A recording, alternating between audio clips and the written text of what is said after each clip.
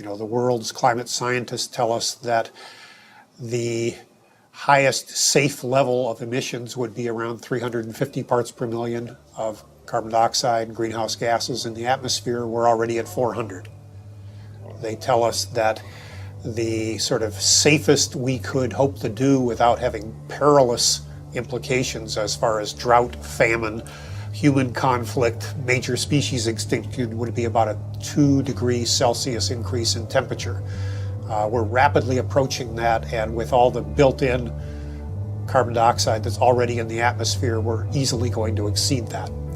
So on our watch, we are facing the next major extinction of species on the Earth that we haven't seen since the time of the dinosaurs disappearing.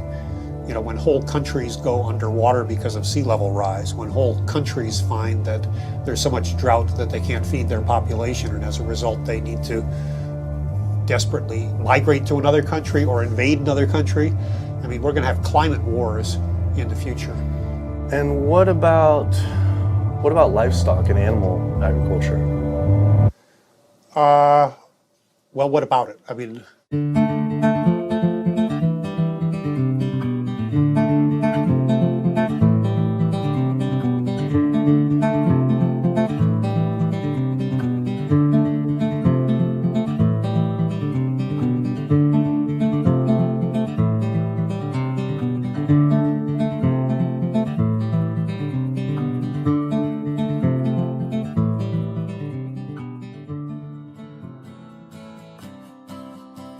My name's Kip. This is me. I had a cliche U.S. American childhood. My mom was a teacher, my dad was in the military, and I have one sister. I played all the sports growing up, but I always loved the outdoors and camping. Life was simple, not a care in the world. And then this guy showed up. Like so many of us, I saw his film An Inconvenient Truth about the impacts of global warming, and it scared the emojis out of me. In Al Gore's film, he describes how our Earth is in peril. Climate change stands to affect all life on this planet. From monster storms, raging wildfires, record droughts, ice caps melting, acidification of the oceans, to entire countries going underwater. That could all be caused by humans' demands on the Earth. With scientists warning unless we take drastic measures to correct our environmental footprint, our time on this planet may be limited to only 50 more years. I wanted to do everything I could to help. I made up my mind right then and there to change how I lived and to do whatever I possibly could to find a way for all of us to live together, in balance with the planet sustainably forever. I started to do all the things Al told us to do. I became an OCE, Obsessive Compulsive Environmentalist.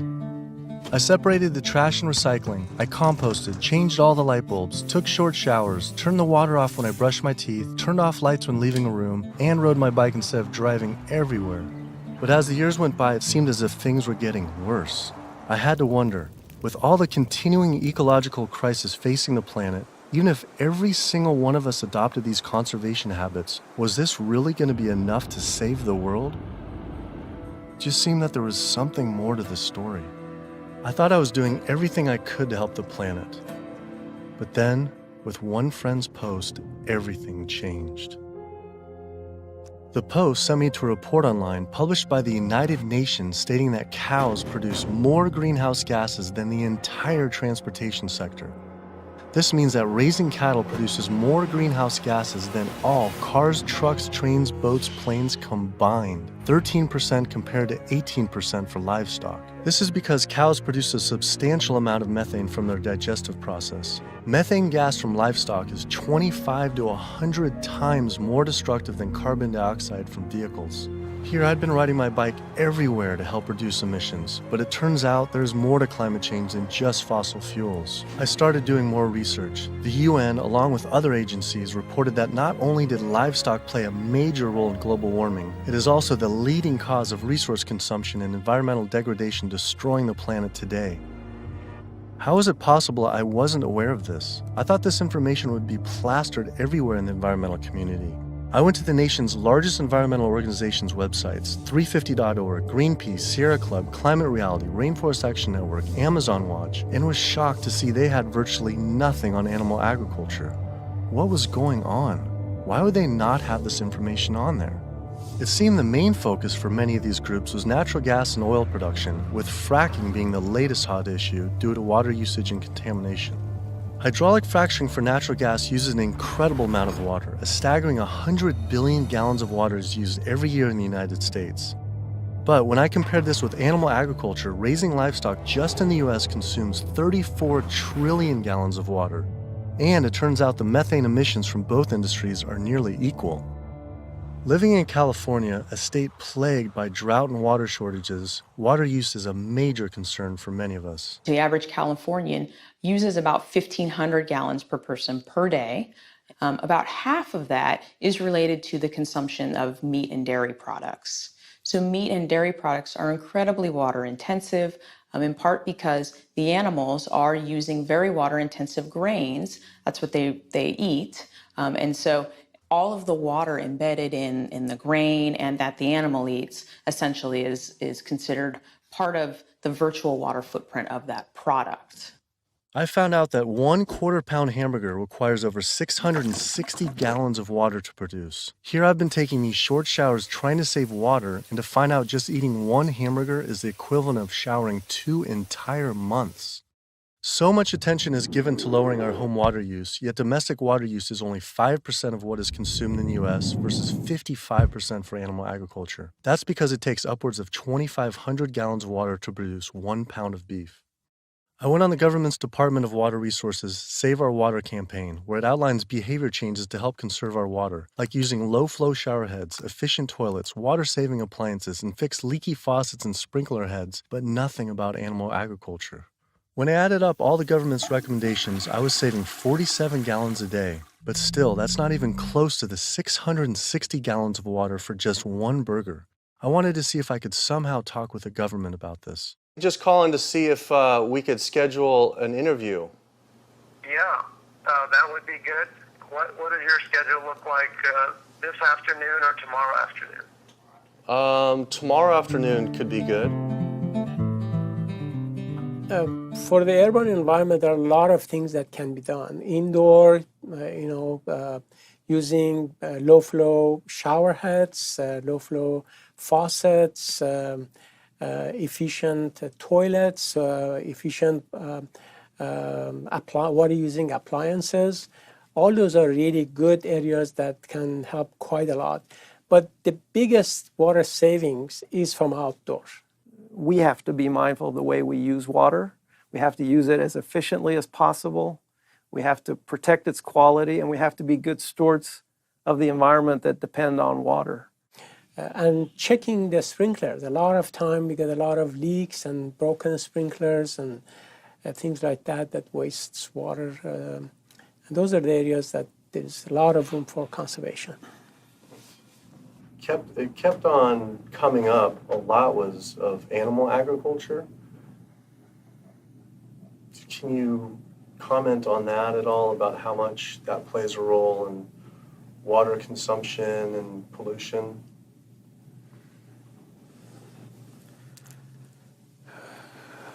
That's not my area.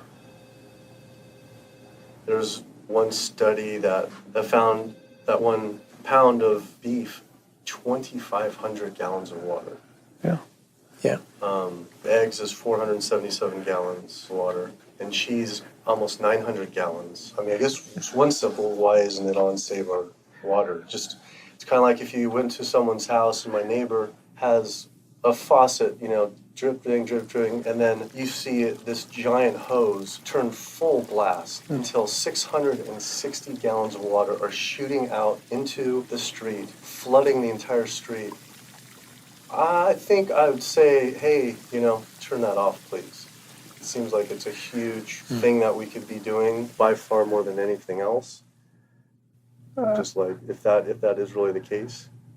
I think that the water footprint of animal husbandry is greater than other activities. There's no ifs, and, or buts about it. That would be really powerful, just rather than waiting till we're in a drought. What do you think about just starting now, and whoever's in charge of the Save Our Water, hey, let's start encouraging people to eat less meat now, because these studies are coming out. I don't think that'll happen. Why? I don't think that'll happen. Why? Because of the way government is set up here. That's interesting, though. Why, though?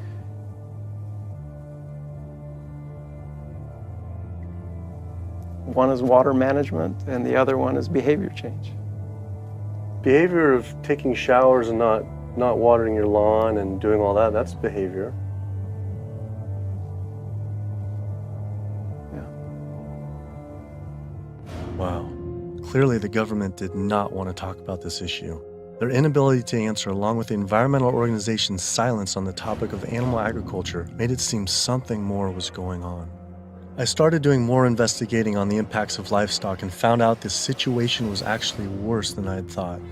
In 2009, 2 advisors from the World Bank released an analysis on human-induced greenhouse gases, finding that animal agriculture was responsible not for 18%, as the UN stated, but was actually 51% of all greenhouse gases. 51%. Yet all we hear about is burning fossil fuels. This devastating figure is due to clear-cutting rainforests for grazing, respiration, and all the waste animals produce. This makes animal agriculture the #1 contributor to human-caused climate change. But not only that, I found out raising animals for food consumes 1/3 of all the planet's fresh water, occupies up to 45% of the Earth's land, is responsible for up to 91% of Amazon destruction, is a leading cause of species extinction, ocean dead zones, and habitat destruction. Yet, the world's largest environmental groups that are supposed to be saving our world didn't mention this anywhere. I had to speak with environmental organizations to find out why they weren't addressing this issue. I sent off dozens of emails, made call after call, spent hours on hold. Days became weeks and weeks became months, and for some reason, no one wanted to talk to me about this. So bizarre. I supported these organizations for so long and now was met with silence. I was, however, able to connect with a handful of environmental authors and advocates that were willing to address this issue. I took my old trusty van, Super Blue, out of retirement and hit the road. So my calculations are that without using any gas or oil or fuel ever again from this day forward, that we would still exceed our maximum carbon equivalent greenhouse gas emissions, the 565 gigatons, by the year 2030, without the electricity sector even, or energy sector even factored in the equation, all simply by raising and eating livestock. If you reduce the amount of methane emissions, the level in the atmosphere goes down fairly quickly and within decades, as opposed to CO2. If you reduce the emissions to the atmosphere, you don't really see a signal in the atmosphere for 100 years or so. The single largest contributor to every known environmental ill known to humankind: deforestation, land use, water scarcity, the destabilization of communities, world hunger. The list doesn't stop. It's an environmental disaster that's being ignored by the very people who should be championing. Free-living animals made up, 10,000 years ago, made up 99% of the biomass. And human beings, we only made up 1% of the biomass. Today, only 10,000 years later, which is really just a fraction of time, we human beings and the animals that we own as property make up 98% of the biomass. And wild, free-living animals make up only 2%. We've basically completely stolen the world, the earth, from free-living animals to use for ourselves and our cows and pigs and chickens and factory farmed fish. And the oceans have been even more devastated. Concerned researchers of the loss of species agree that the primary cause of loss of species on our Earth that we're witnessing is due to overgrazing and habitat loss from livestock production on land and by overfishing, which I call fishing, in our oceans. And we're in the middle of the largest mass extinction of species in 65 million years. The rainforest is being cut down at the rate of an acre per second. And the driving force behind all of this is animal agriculture, cutting down the forest to graze animals and to grow soybeans, genetically engineered soybeans to feed to the cows and pigs and chickens and factory farmed fish. 91% of the loss of rainforest in the Amazon area thus far to date, 91% that's been destroyed is due to raising livestock. The leading cause of environmental destruction is animal agriculture. I just couldn't understand why the world's largest environmental organizations were not addressing this when their entire mission is to help protect the environment. But that's the thing too, is they say, use less coal, ride your bike. What about, eat less meat? Yeah. I think they focus grouped it and it's a political loser.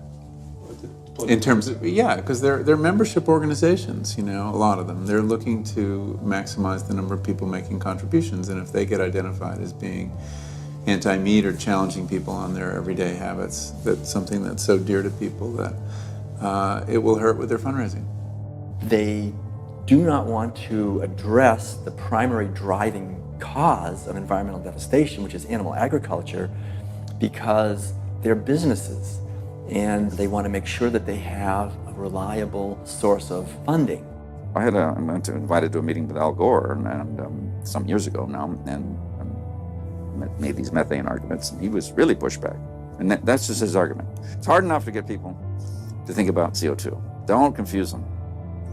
I think that the problem with a lot of organizations that are focused and have a laser focus don't go off message because they don't want to piss off another whole group of people that will make their lives difficult. If you listen to the majority of the major environmental organizations, they're not telling you to do much besides live your life the way you've been living it, but change your light bulb from time to time, drive less, use less plastic, recycle more.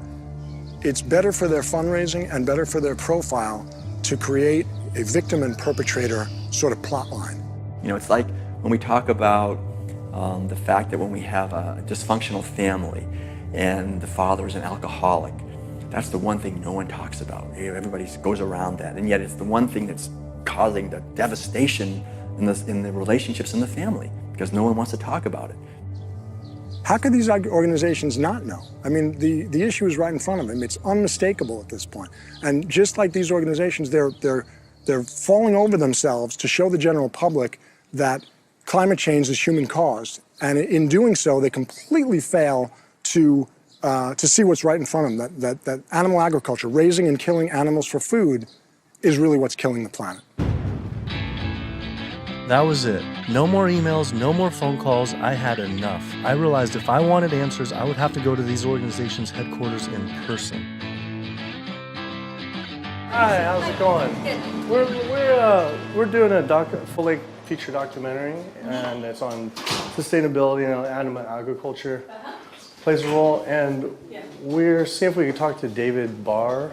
Barr? Yeah. Okay. Did you have an appointment with him? We've been trying for it's almost 2 months, and we haven't even had one receptive email or anything. So we're seeing if we can just set something up. Let me just get They sent out their PR person instead. She refused to be filmed and told us to turn off the camera, but promised someone from their rainforest, ocean, and climate change departments would all speak with us, finally. Next stop was to give Sierra Club a visit. Turns out they were a bit more receptive to me showing up at their doorstep. Hey, how's it going? With the climate change, what's the leading cause of that? Well, it's basically burning too many fossil fuels.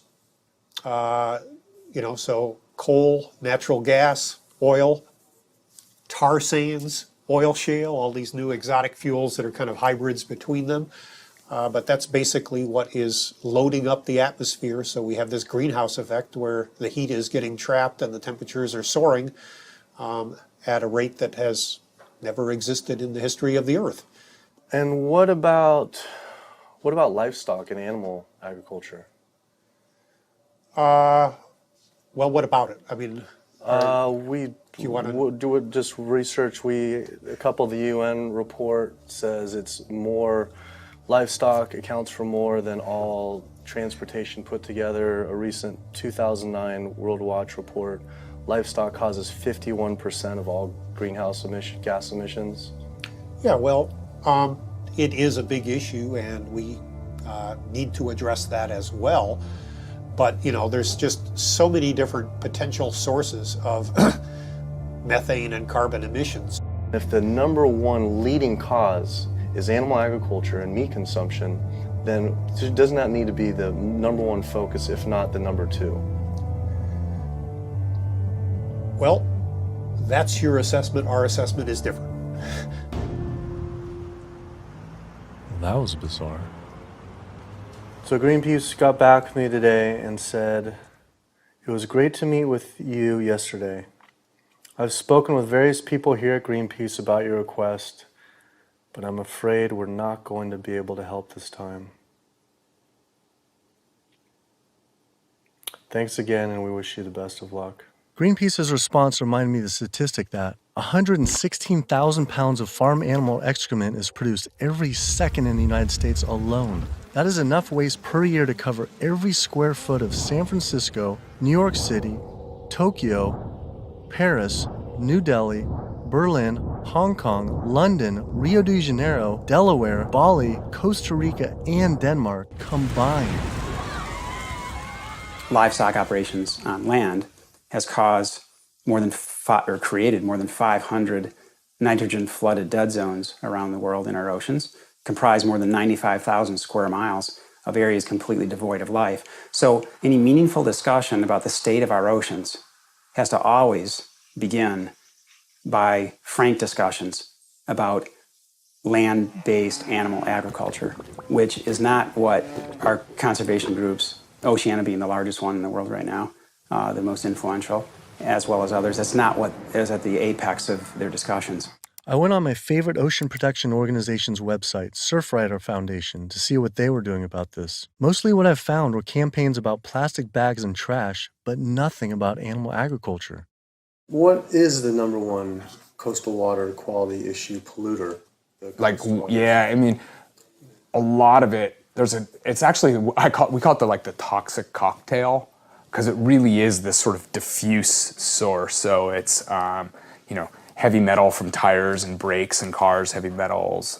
It is these herbicides and pesticides. So it's really just, it's kind of picking up the everything we leave on the ground and collecting it together and pushing it out into the ocean. So it's hard to actually target one thing. When we're doing our research on this particular one and runoff, and just kind of increasingly as we're interviewing more and more people, it keeps coming up. The animal agriculture as being, and we read animal agriculture as being the number one water polluter, considerably by more than any other. Yeah, that's interesting. I think, I guess it depends on the regions that you focus on, like the urban areas, which is sort of like where we are here in Southern California. We don't see that because there's not a lot of sort of agricultural farms. But if you look in the mid-Atlantic, sort of Maryland, Virginia, North Carolina, that region, I know there's a lot of poultry farms and a lot of hog farms, and it's a huge waste issue. I was surprised that not only did they not focus on farm runoff, but they also didn't mention any campaigns about how our oceans are in near collapse. The UN reported that 3/4 of the world's fisheries are overexploited, fully exploited, or significantly depleted due to overfishing. The oceans are under siege like never before, and marine environments are in trouble. And if we don't wake up and do something about it, we're going to see fishless oceans by the year 2048. That's the prediction from scientists. The fact that when people look at fishing, sometimes they're only looking at the fact of the animals who are actually consumed by humans, and we're not necessarily looking at all the animals who are caught in the drift nets, all the other animals who are killed in the industry. And when you look at even the shrimping industry has done a lot to devastate the planet as well in terms of breaking down natural barriers that we have to protect the islands. We're at over 28 billion animals were pulled out of the ocean last year. They're not ever given a chance to recover. They can't recover. They don't multiply that quickly. They don't come back. We're not giving them an opportunity. The oceans are in complete collapse. The large fish species are nearing extinction. The way fishing is done today to feed the demand for 90 million tons of fish is primarily through massive fish nets.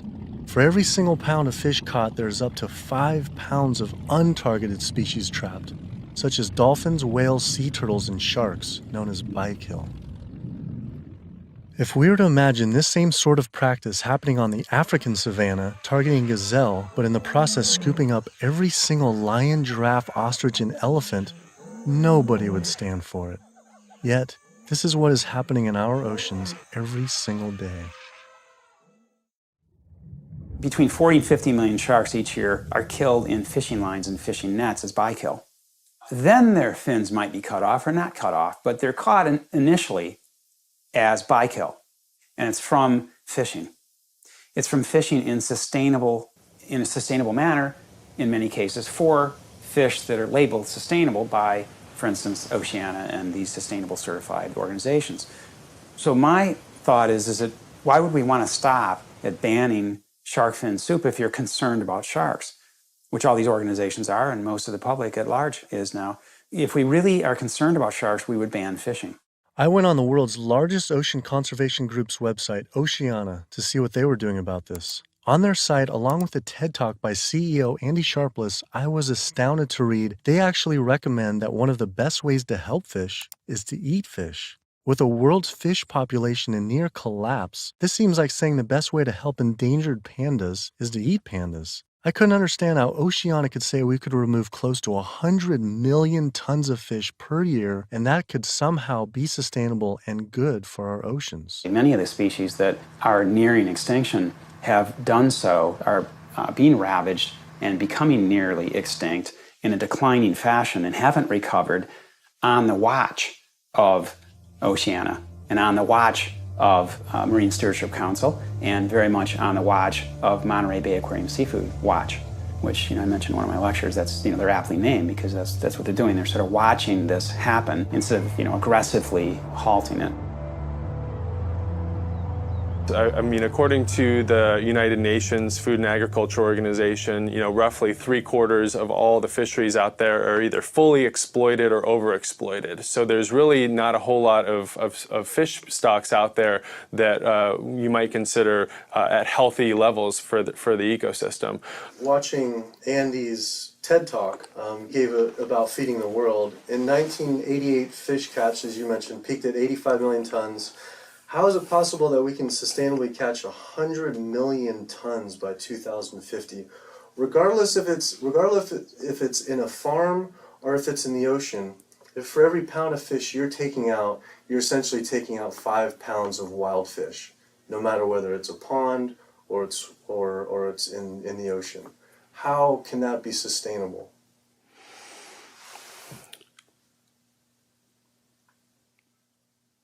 The ultimate question, right, is that there is a tremendous amount of natural production that is basically coming out of the oceans all the time.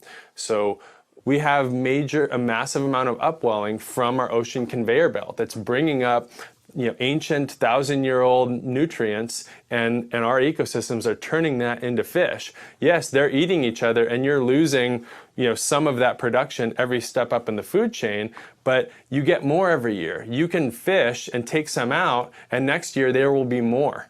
And if we do that right without ultimately hitting the fundamental driver, it's sort of like living off the interest, right? As long as you don't bring your principal down, right, if you're investing in something, as long as you're not hitting into that principal and your principal remains high, you could potentially live off the interest forever. And that's the basic idea with fish. With our population right now, what we're doing is if it's 75% depleted, the fishery is now depleted.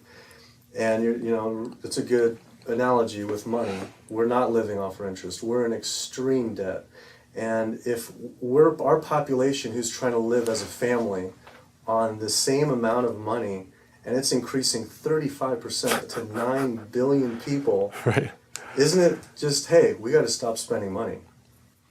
Yeah. We need to stop eating fish. Well, if you could bring the principle back. Fishing of any type is depleting not only the species, but you get into this serial depletion where one fish species will be minimized and the fishing industry for that fishery will move on to the next species.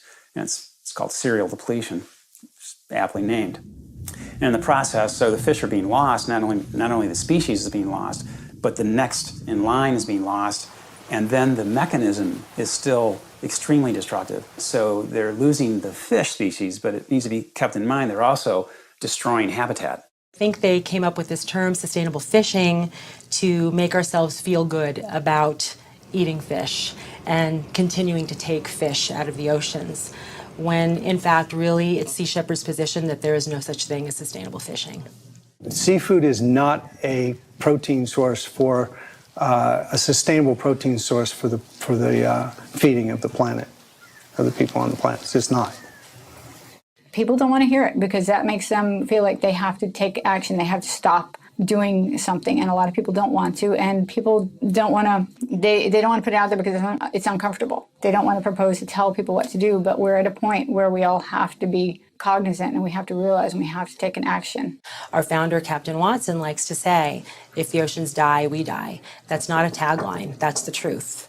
Perhaps the only other ecosystem that is being destroyed at such a rapid rate are the world's rainforests. Our global rainforests are essentially the planet's lungs. They breathe in CO2 and exhale oxygen. An acre of rainforest is cleared every second, and the leading cause is to graze animals and grow their feed crops. That is essentially an entire football field cleared every single second. And it is estimated that every day, close to 100 plant, animal, and insect species are lost due to rainforest destruction.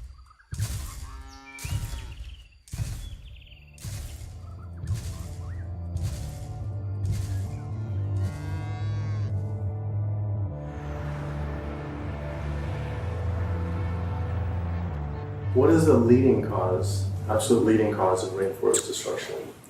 Human intervention into rainforests is the leading cause. And so it's either for logging or it's for agribusiness. And that's when you're looking at the top global drivers, it will vary a bit by the rainforest that you're talking about. But the way that we're choosing to use these natural resources on a large industrial scale is the leading driver. When I went on Rainforest Action Network's website, I couldn't believe I didn't see anything about cattle. But I did see they had a large campaign against palm oil. Palm oil plantations are causing tremendous deforestation in the Indonesian rainforest. It is estimated that palm oil is responsible for 26 million acres being cleared. Though, compared to livestock and their feed crops, they were responsible for 136 million acres of rainforest lost to date. But on their website, I was shocked to find cattle was not included as one of their 4 main key issues. Instead, they focused on palm, pulp and paper, coal, and tar sands. How could they not have the leading cause of rainforest destruction? I had to wonder, why focus on fossil fuels and not cattle? Is it more fossil fuels or is it more animal agriculture? I don't know why we would ever do a one or the other. I'm just wondering, what more is it? I don't necessarily know what it is.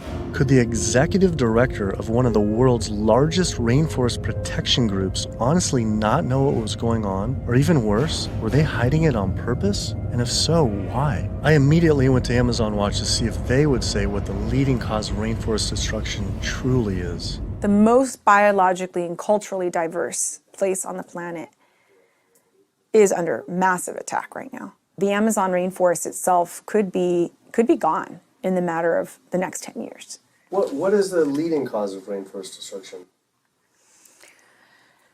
The leading cause of rainforest destruction, I would say, well, just to put it into the context of what Amazon Watch works on, there's many drivers of deforestation, as we call them. Many different reasons and ways that the rainforests are destroyed.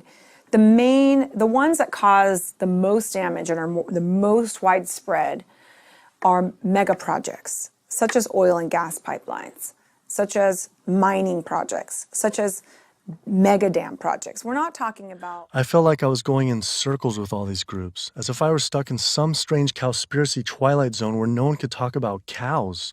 I couldn't believe these organizations just wouldn't say what the leading cause of rainforest destruction truly is. I had to ask one more time.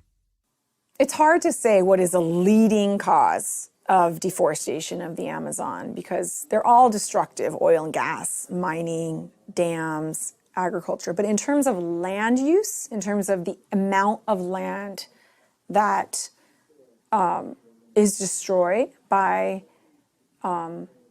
when we talk about, in comparison, all those different causes of deforestation, what is causing the most trees to fall, for example, I think it would definitely be agriculture. Unfortunately, one of the biggest causes of deforestation definitely in the Brazilian Amazon is agribusiness, cattle grazing, and soy production in particular. This is really what's going on. Why do you think that's like no Greenpeace or no one's really saying the whole story? The whole story about one of the main cause of deforestation. Yeah. And I think you brought up some really good points about why isn't anybody doing anything about this? And I think in Brazil in particular, I think when we look at what happened after the forest code was passed, and people who were standing up against the lobbyists and the interests, the special interests, the cattle industry, the agribusiness industry, what was happening to them? A lot of people who were speaking out got killed. And if you look at, say Carlos, you look at Claudio, there's people who are putting themselves out there and saying, cattle ranching, is destroying the Amazon. A lot of those people who are really putting themselves out there, and look at Dorothy Stang, the nun who lived out in Pará, who was killed. A lot of people will speak up. A lot of people just keep their mouths shut because they don't want to be the next one with a bullet to their head. Sister Dorothy Stang was a U.S.-born nun living in the heart of the Brazilian rainforest. Her life's work was to protect the Amazon. She spoke out openly against the destruction of rainforests from cattle ranching for years. Walking home one night, she was brutally gunned down at point-blank range by a hired gun from the cattle industry.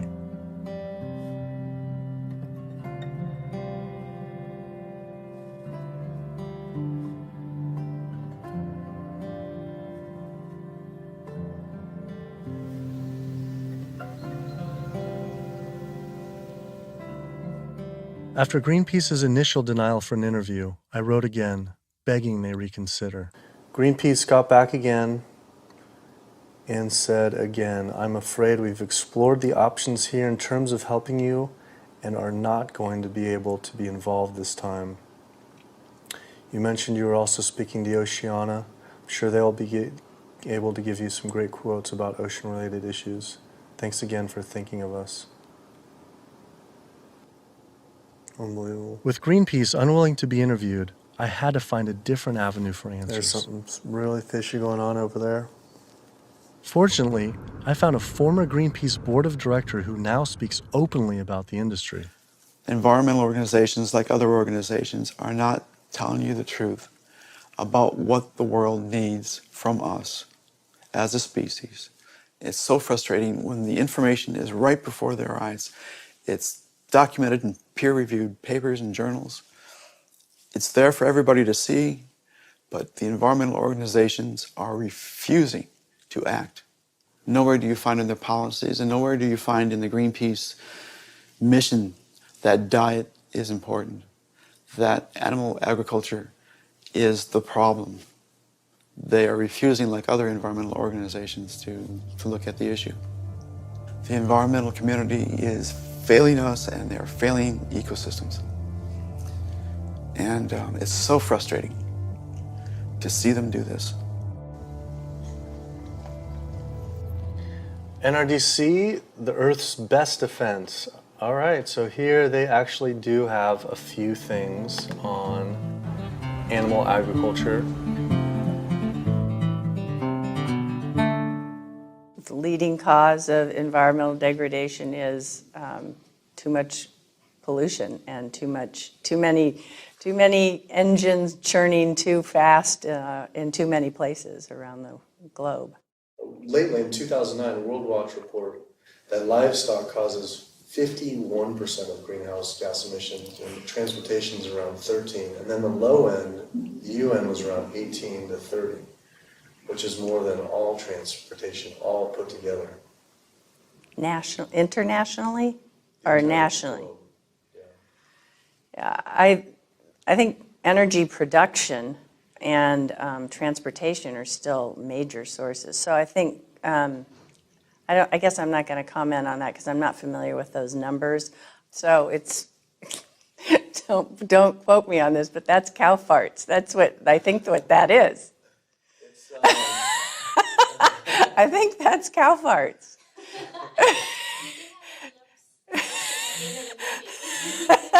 Well, that's part of the story. Methane production from cows and other livestock's flatulence is a major contributor, but mostly it is due to deforestation and the waste they produce, which is 130 times more waste than the entire human population, virtually all without the benefit of any waste treatment. NRDC absolutely, as I said, has a big food program. In fact, we just, every year we do the Growing Green Awards, and we recognize food innovators. And this last year, one of the awardees was a sustainable pork producer, actually, that doesn't use any antibiotics, and also the antibiotic use that industrial food production in the United States uses right now. Is, we're giving the majority of antibiotics in the United States are administered to healthy livestock. I wanted to visit one of these sustainable farms. I found the Markegard grass-fed beef farm on the lush, misty California coast.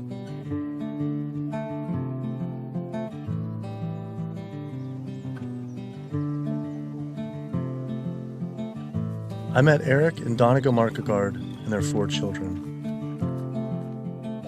Leah and Larry are usually up at 6 and out, milking the cows, slopping the hogs.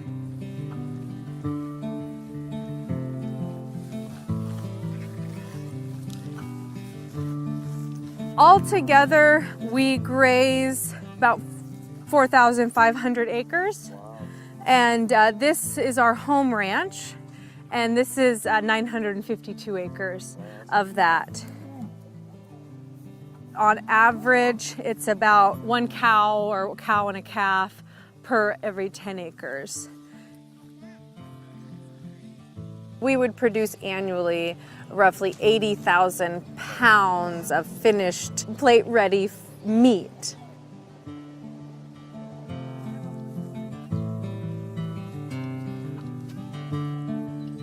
We keep about 10 pigs in roughly a 50-acre area, and we move them around in 10-acre pastures.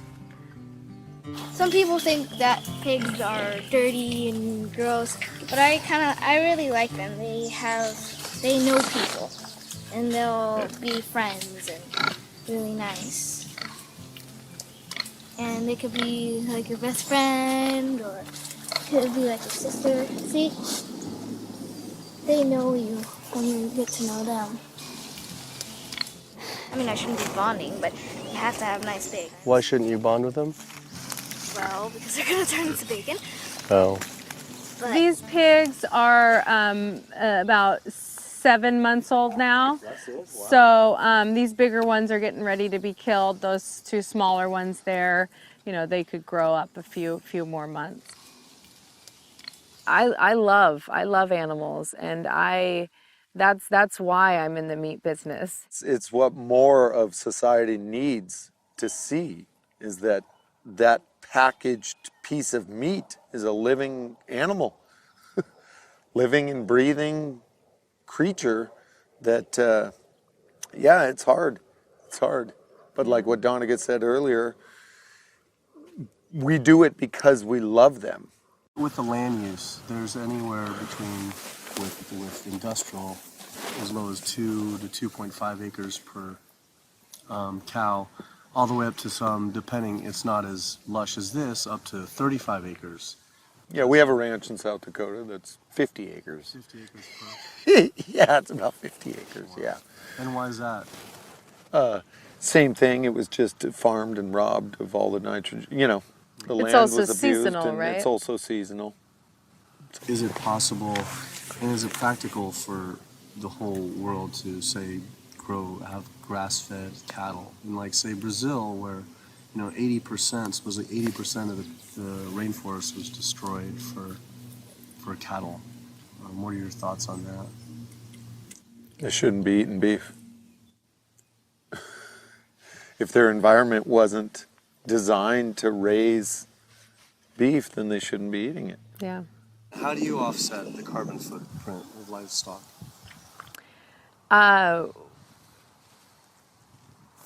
We don't feel like livestock have a carbon footprint. I left there feeling confused. And as far as grass-fed beef not having a carbon footprint, it actually sounded like it could make sense until I added up the numbers on land use and population. If we were to use the market guard model of raising animals, which requires 4,500 acres producing 80,000 pounds of meat, the average American eats 209 pounds of meat per year. If that was all grass-fed beef, only 382 people could be fed on their land. That equates to 11.7 acres per person times 314 million Americans, which equals 3.7 billion acres of grazing land.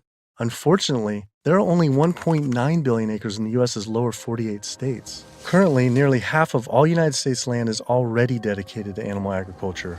If we were to switch over to grass-fed beef, it would require clearing every square inch of the United States, up into Canada, all of Central America, and well into South America. And this is just to feed the United States' demand on meat. But that figure doesn't even take into consideration that much of that land isn't suited to graze livestock. We would have to convert all mountain ranges to grassland, clear ancient forests and national parks to grazing, and demolish every city just to make room to graze cows.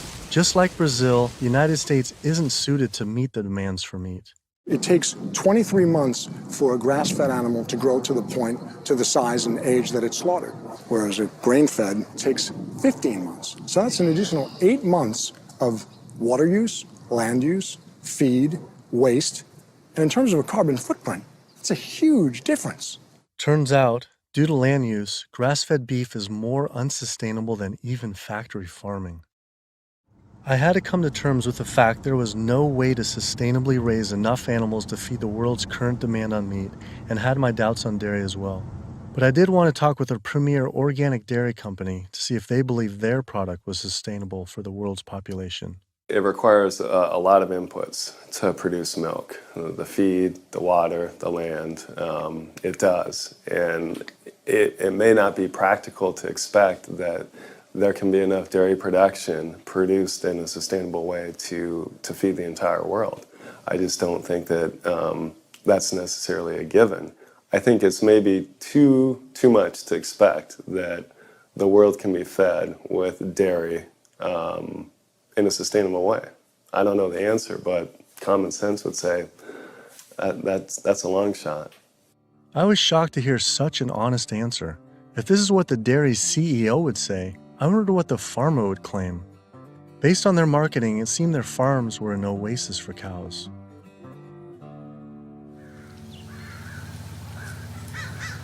It was not what I expected.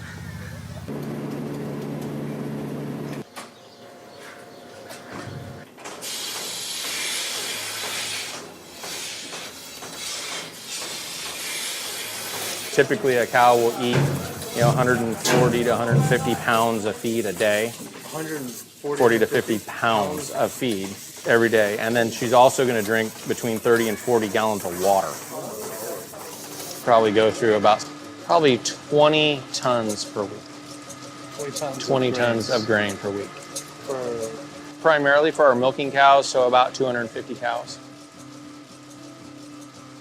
Yeah, so the biggest part of sustainability to me, the number one thing on the list should be profitability. So how the process completely works from start to finish is the cow needs to have a baby in order to give milk. And so she'll have her baby. That baby's going to stay with the mother for at least 2 days. The babies will go off to our calf raising facility, so they have an individual hutch that they'll be raised in. Since we're a dairy, it's only the girl cows that give us milk. So the boys on typical dairies, they're sold off to beef raising facilities. But we do keep approximately half, and we raise them for 2 years and sell them as organic grass-fed beef. So all dairy cows eventually go to the beef industry? Mm-hmm. At some point in time, she's really going to drop off, and so you have to make a business decision at that point.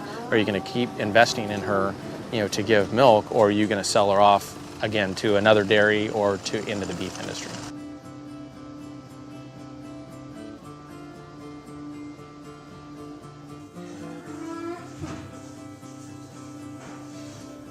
There's very few places on this planet that have this type of environment. But the demand on dairy-based protein in the world is only going to increase.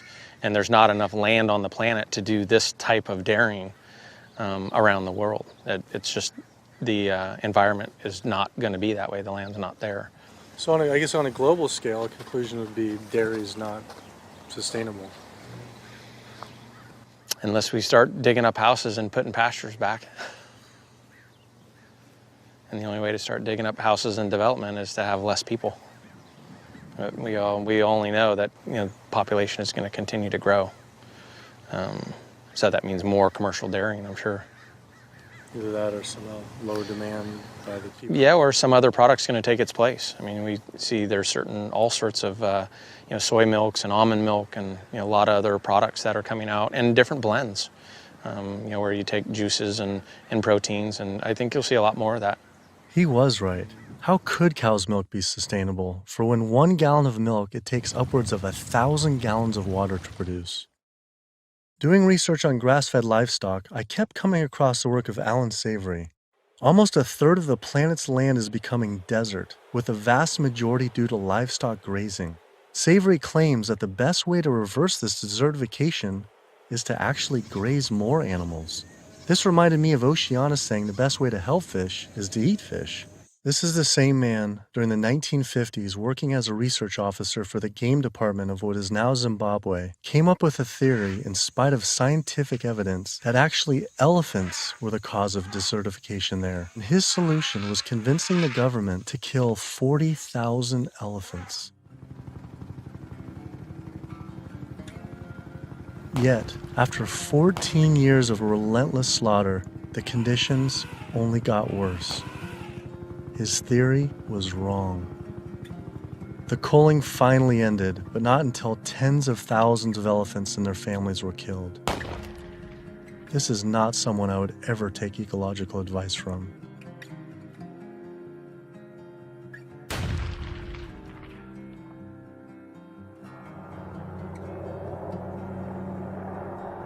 It turns out the cattle industry is having the same effect on wildlife in the United States. The government has been rounding up horses en masse, and we now have more wild horses and burros in government holding facility, 50,000 wild horses and burros in government holding facilities than we have free on the range. Basically, you have ranchers who get to graze on our public lands for a fraction of the going rate. So they're getting like this huge tax subsidy. It's about 1/15 of the going rate. And what the Bureau of Land Management has to do is say how much forage and water is on the land, and then they divvy it up. They give so much to the cows, so much to wildlife, and so much to the wild horses and burros. And what we see is the lion's share of the forage and water is going to the livestock industry. And then they scapegoat the horses and burros and say, oh, there are too many horses and burros, let's remove them.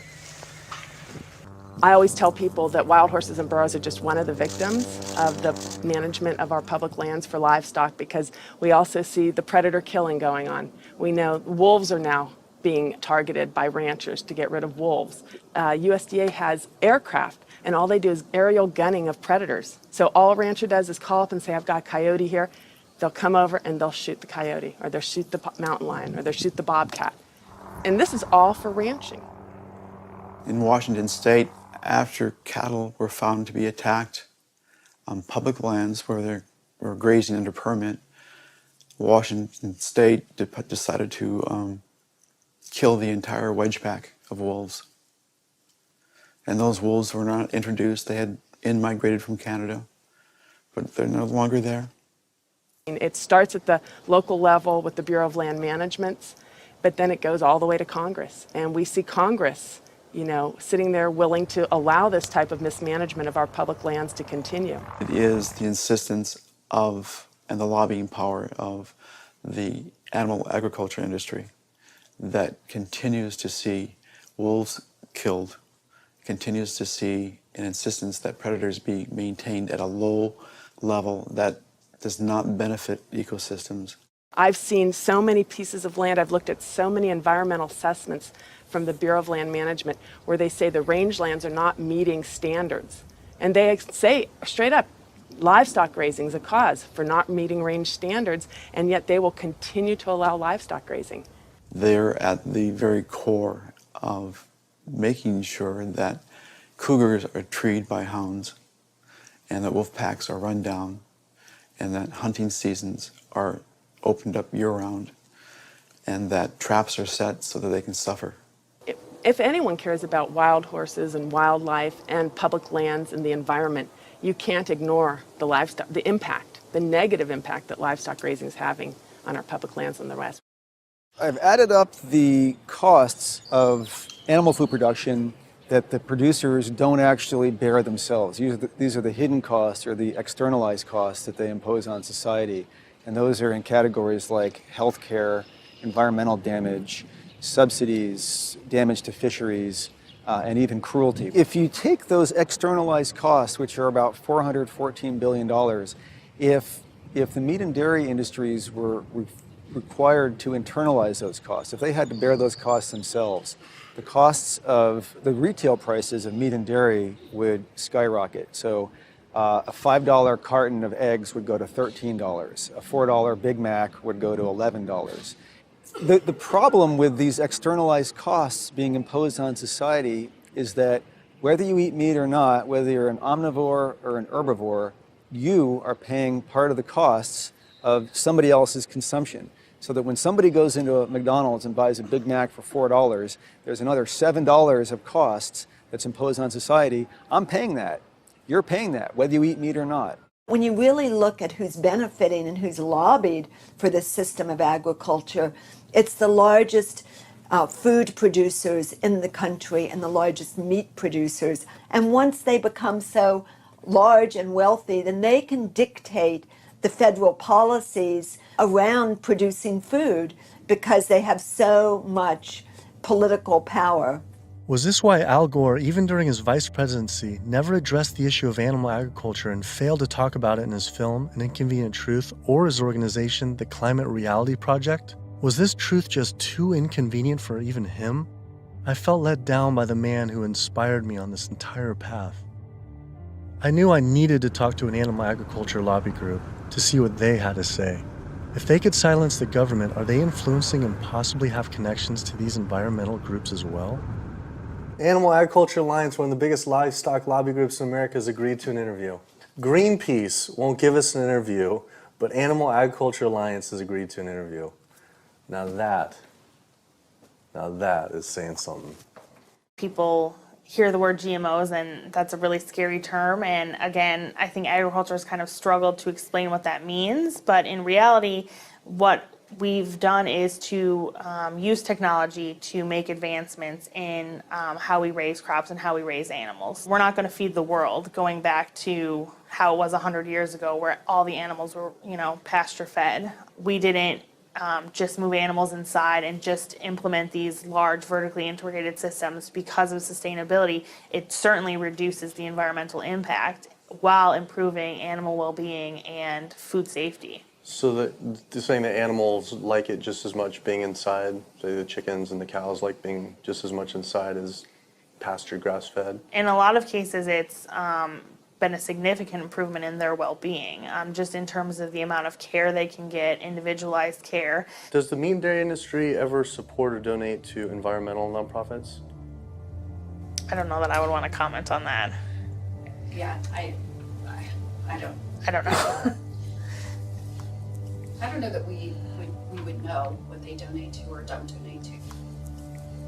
Does meat and dairy industry ever support or donate to, say, Greenpeace? Again, I don't know that I would feel comfortable. Hey, sorry we didn't get back to you earlier. I have some bad news. Unfortunately, we are no longer able to fund your film project. We had a meeting, and due to the growing controversial subject matter, we have some concerns and have to pull out. Why was this subject so controversial?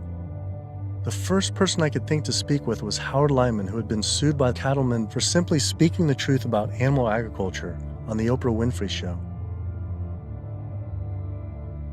I was born on the largest dairy farm in the state of Montana in 1938. Grew up my entire life on a livestock farm, went to Montana State University, got a degree in agriculture, came back and started a mega agricultural endeavor where I had 10,000 acres of crop, 7,000 head of cattle, and about 30 employees. So I spent 45 years of my life in animal agriculture, and so I've been there, done that. When I was on the Oprah show, we had the food disparagement law. Now, the food disparagement law, in my opinion, was unconstitutional, but what it basically said, that it was against the law to say something you knew to be false about a perishable commodity. I didn't say anything on the Oprah show I thought to be false. I went there and told the truth. Now, it took 5 years and hundreds of thousands of dollars to end up extricating myself from the suits from the cattle industry. But if I was to go on the Oprah show today, say exactly the same thing today that I said back then, I would be guilty. And for me, when they were talking about the food disparagement law, it was the fact of whether I told the truth or not. You can go today and tell the truth, and you will be guilty, because if you cause a disruption in the profits of the animal industry, you're guilty under the Patriot Act. Do you think there should be any concern of us making this documentary? Of course. If you don't realize right now that you're putting your neck on the chopping block, you know, you better take that camera and throw it away. The animal agriculture industry is one of the most powerful industries on the planet. I think most people in this country are aware of the influence of money and industry on politics, and we really see that clearly on display with this industry in particular. Most people would be shocked to learn that animal rights and environmental activists are the #1 domestic terrorism threat, according to the FBI. And why is that? It's a difficult question to answer, why these groups are at the top of the FBI's priorities. I think a big part of it is that they, more than really any other social movements today, are directly threatening corporate profits. You know, when we try to find out how factory farms and how animal agriculture is polluting the environment, they try to claim exemptions to that information, either under national security terms or public safety, trademark issues, business. It's a business secret. We've seen all these attempts to keep people in the dark about what they're actually doing.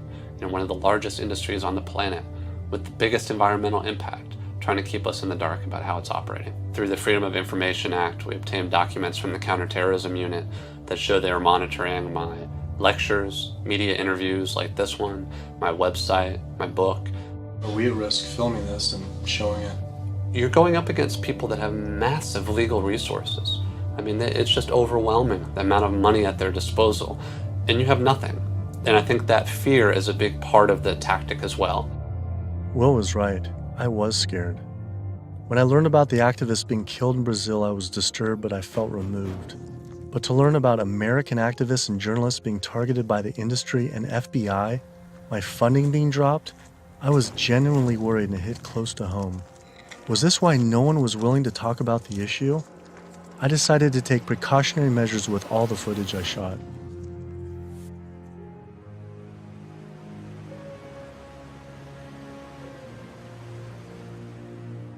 I was beyond frightened to imagine what could possibly happen if I pursued this subject any further. It seemed the only decision to make was to put down the cameras and walk away. But then, I realized this issue was way bigger than any personal concern I could ever have for myself. This was about all life on Earth hanging in the balance of our actions. Now you either live for something or die for nothing. And I actually had no choice all along. I decided then to surrender not to fear from the secret, but rather to a cause towards truth. I couldn't be like these environmental organizations and sit silently while the planet was being eaten alive right in front of our eyes. I had to stand up and continue on.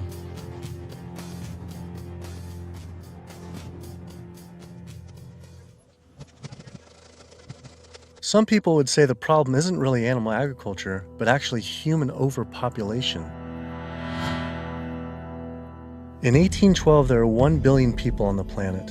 In 1912, there were 1.5 billion. Then, just 100 years later, our population exploded to 7 billion humans. This number is rightly given a great deal of attention, but an even more important figure when determining world population is the world's 70 billion farm animals humans raise.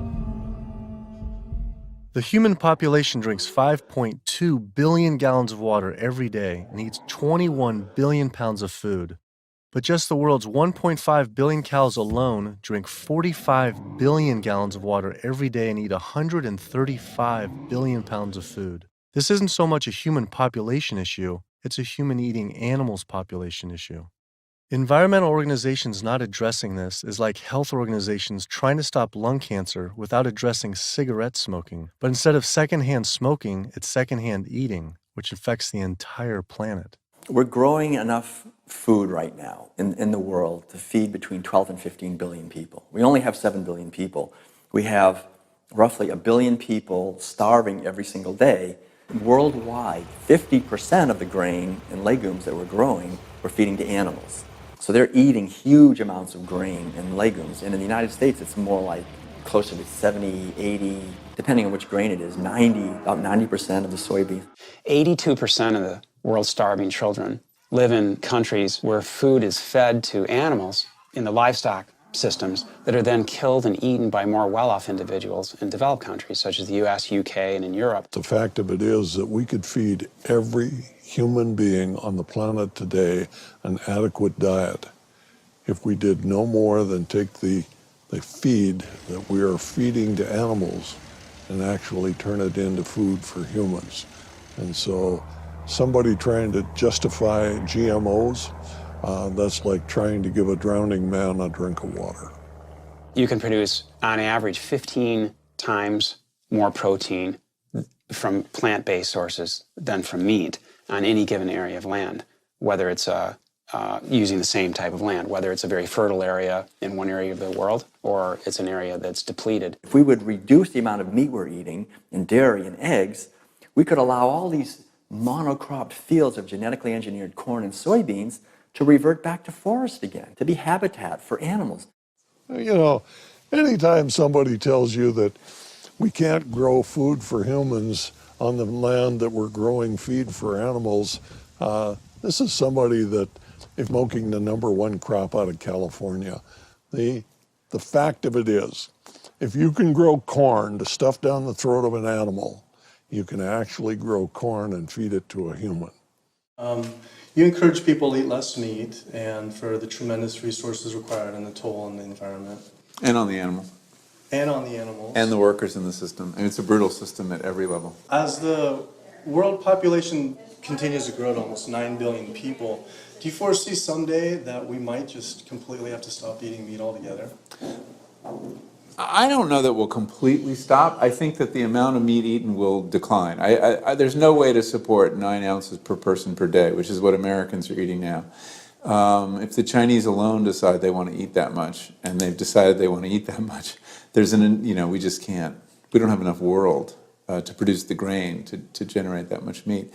I think a plant-based diet is the most sustainable. But what do you recommend for 9 billion people can eat for the planet to not only sustain but to thrive? Would you throw out a number like an ounce, 1 ounce? Per meat? And including dairy, I don't think I don't know enough. But yeah, it would be on the order of a couple ounces a week. It's not going to be the way we're eating it now. We're gorging on meat. We're eating huge amounts. And does that include cheese too? Yeah. 2 ounces total?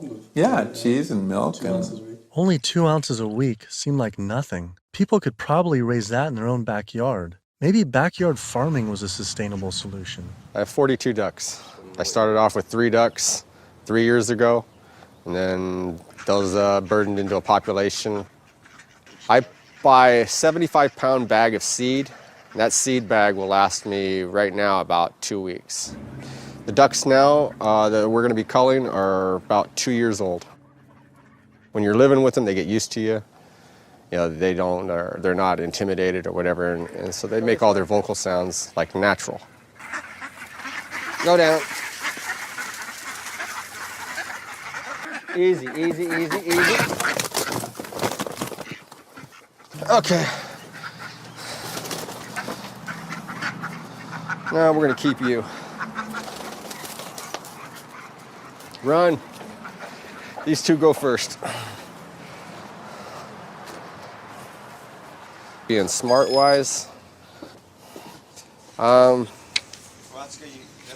compared to a chicken, they're probably the same.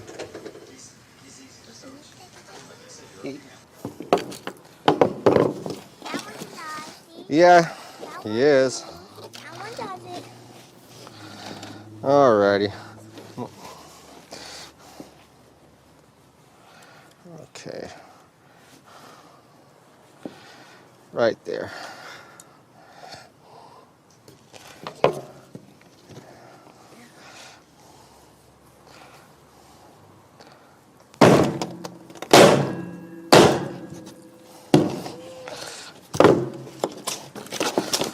That's going to be a little gruesome. How could that still be alive? They're not. That's nerves, a nerve reaction. 5 years old or something like that, I think it was, the first time my dad came out and made us watch as we did rabbits. And we'd raise probably a couple dozen rabbits each year. And then we would take those rabbits and skin them and clean them up and keep them for food. As a young kid, I was kind of, I don't want to say it was hard, but it was kind of, from my memory, because some of the rabbits I had named, so it was kind of like going, you're like going, but after doing it a couple of times, you kind of just learn it's just something that has to be done.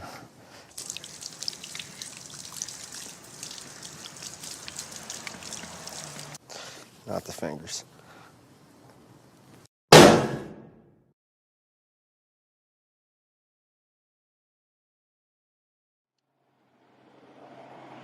I just can't do it. I don't think I could have someone else do it for me if I can't do it. If I can't do it, I don't want someone else doing it for me. And then sustainability, for sustainability, 75 pounds is 2 pounds per, so it's a pound per week per duck. 52 weeks, 110, so it's 110 pounds of food for 1 to 1.5 pound of meat. So on a sustainability issue, it's 100 to 1. And that grain gets, who knows where that grain comes from. But I mean, when it gets to this point, it's not even about sustainability. It was just, I don't feel real good inside. It's the first time I've ever seen that. So, kind of,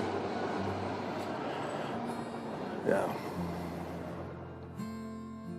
I'd been so caught up in the destruction caused by animal agriculture, I realized I had never truly dwelled on the obvious reality that every one of these animals was killed. It was always a disconnected, abstract fact of eating meat, but when it became personal, face to face, the story changed.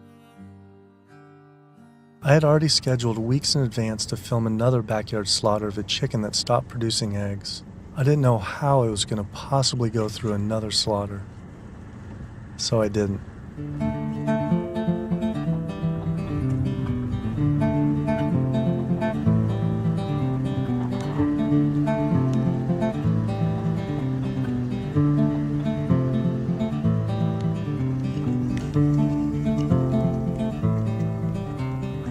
Animal Place is a farm animal sanctuary in Northern California that focuses on rescuing animals from the animal agriculture industry.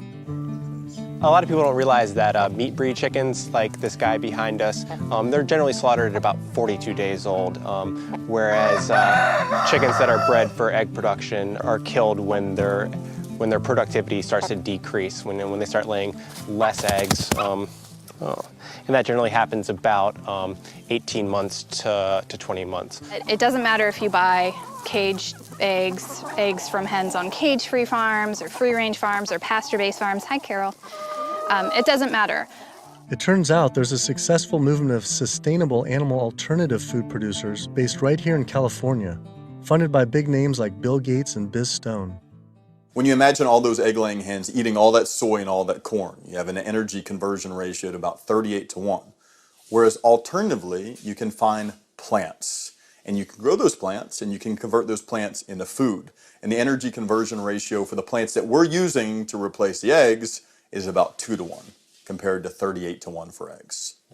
So our explicit goal is to have the maximum amount of impact by creating this new model that makes the global egg industry entirely obsolete. We're making the Omega products and proving that we can make better tasting food that's great for you, and it takes 1/20th of the land and resources that dairy do. If I could tell you that you could have the fiber structure of meat, the satiating bite of meat, the protein, and all the nutritional benefits of meat without actually having animal protein itself. And by doing that, you could address climate change. You could address the human health epidemics that we're seeing. You could address animal welfare, and you could address natural resource conservation. Would you make the change? But what if people just ate less animal products, like going meatless on Mondays?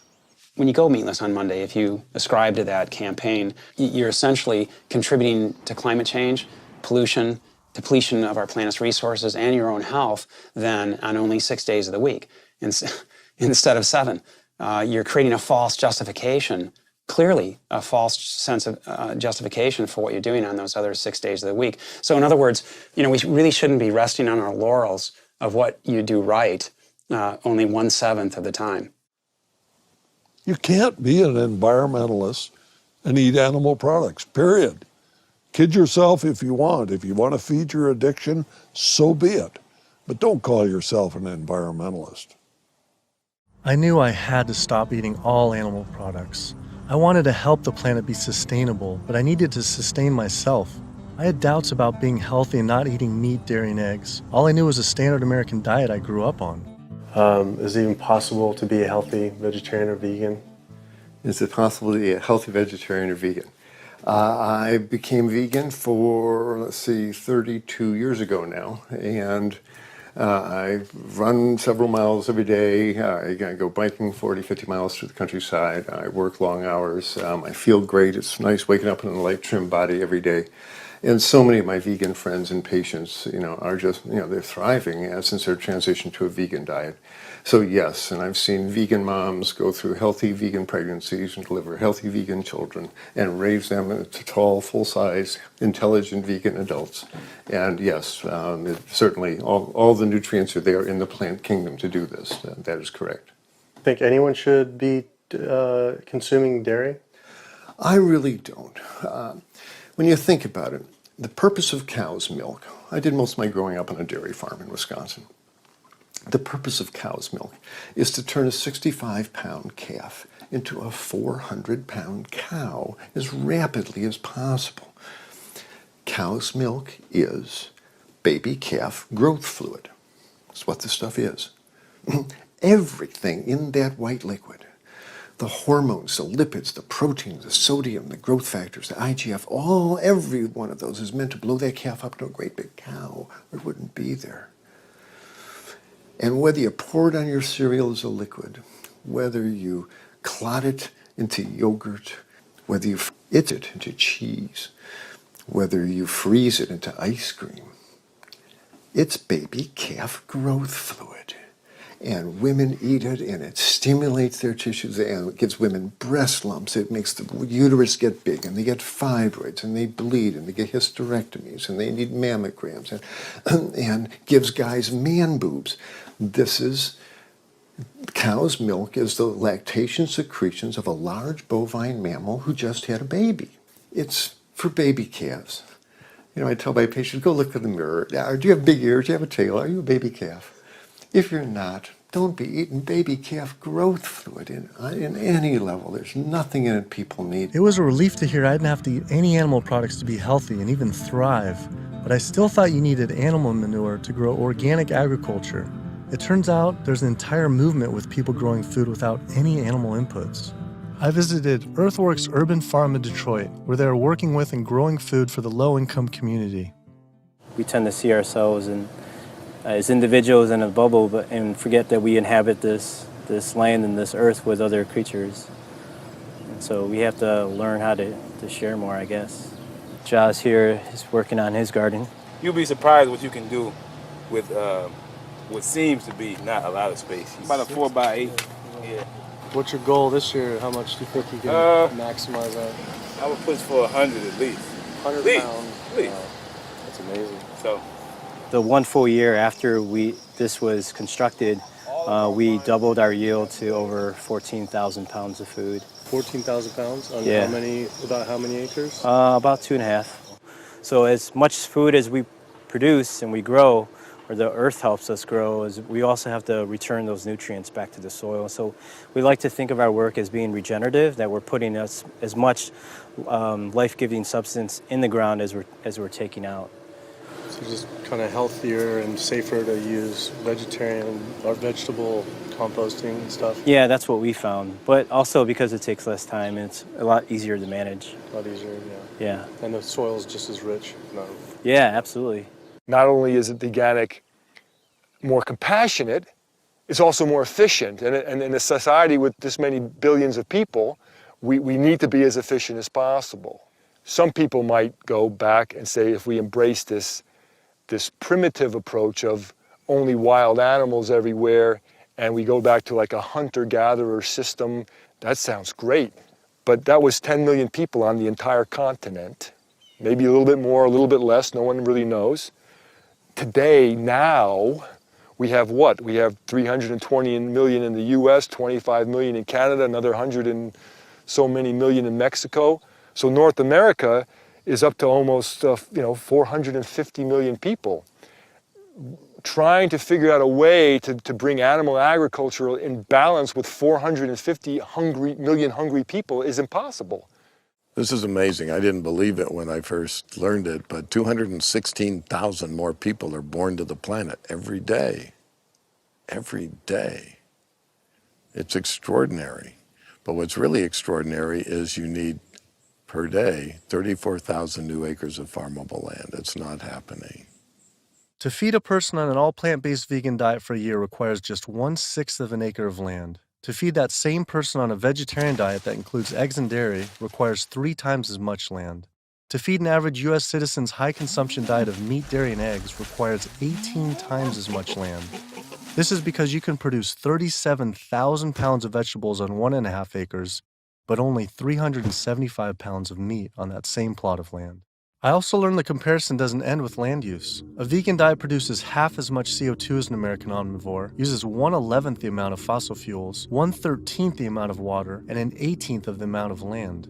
After adding this all up, I realized I had the choice every single day to save over 1,100 gallons of water, 45 pounds of grain, 30 square feet of forested land, the equivalent of 20 pounds of CO2, and one animal's life, every single day. If we all, as a society, did go vegan, and we moved away from eating animal foods and toward a plant-based diet, well, what would happen? If we didn't kill all these cows and eat them, then we wouldn't have to breed all these cows, because we're breeding cows and chickens and pigs and fishes. We're breeding them over and over again, relentlessly. So if we didn't breed them, then we wouldn't have to feed them.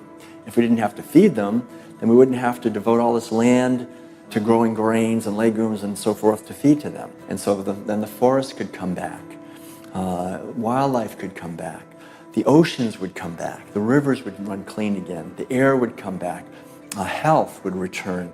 Renewable energy infrastructure, such as building solar and wind generators all over our country to reduce climate change, I mean, that's a pretty good idea, but it's projected to take at least 20 years. And at least minimally $18 trillion to develop. It's important to realize that we don't have that long of a time frame. We just talked about how it might be a 3 to 4 year time frame. So we don't really have 20 years, and we really don't have $18 trillion to develop these. So another solution to climate change, we could stop eating animals, and it could be done today. It doesn't have to take 20 years, and it certainly doesn't have to take $18 trillion because it costs nothing. Some people say, well, let's fix CO2 and then we can worry about the methane. Well, it's the other way around. It actually makes sense. Do something about methane because you get a response right away. Quietly and unmistakably, the most powerful thing that someone can do for the environment. No other lifestyle choice has a farther-reaching and more profoundly positive impact on the planet and all life on Earth than choosing to stop consuming animals and live a vegan lifestyle. Do you realize 75% of Americans consider themselves to be environmentalists? You don't think we couldn't solve this problem in a heartbeat? I'll tell you what, all we would need is for the environmentalists to live what they profess, and we'd be on a new course in the world. We will not succeed until we stop animal agriculture. And by succeed, I mean we will not save ecosystems to the extent necessary. We will not have enough food for people around the planet. We will not stop global warming. We will not stop pollution and the dead zones that run off all the fields of corn and soy that are grown to feed livestock. And we will not stop the hunting of wolves and other predators. Now, organic farming is one major positive step in the right direction, but we need to keep walking. We need to get beyond organics. We need to get to sustainability. When you take the animal out, well, you also take the greenhouse gas issue out, and you take the food safety issues out, and you take some of the other externalities related to food scarcity out. But one thing that's amazing is, I think you put our values back in. You put values like compassion and integrity and kindness, values that are natural to human beings. You put that in. You build that back into the story of our food. And I think as this begins to progress, I think it also helps people to pause before they eat that egg, before they eat that steak, before they eat that chicken nugget, and ask themselves, is that really what they want? Or do they actually want something more? I had to come to the full conclusion the only way to sustainably and ethically live on this planet with 7 billion other people is to live an entirely plant-based vegan diet. I decided instead of eating others to eat for others. At first, like these environmental groups, I was afraid of what it'd mean to change, but now I embrace it. All this talk about sustainability sounded like our planet was on some sort of life support, and I don't want her to simply survive or to sustain, but to thrive. Life today is not about sustainability, it's about thrivability. She's given so much to us for so long, it was time to give back. 108% of everything we have. It felt good. It was in alignment. And we see this movement not just about providing cheaper and expensive food that everyone can have, but also a spiritual move. A move towards understanding who we really are and how we can really connect to each other. Do what you can do as well as you can do it every day of your life, and you will end up dying one of the happiest individuals that ever died. We become part of a gathering momentum of other people that's happening. This is really what's happening. This is the news. Selflessness is a nice way to be. It has all these benefits for yourself as well as the planet and other people. So it's a beautiful way to live. Ecologically, it just feels better. This is about massively transforming how our society eats because it's a necessity. It's acting on what we know and acting kindly and gently on the whole planet and with other people to accomplish the goals of living better. We can do it, but we have to choose to do it. You can change the world. You must change the world.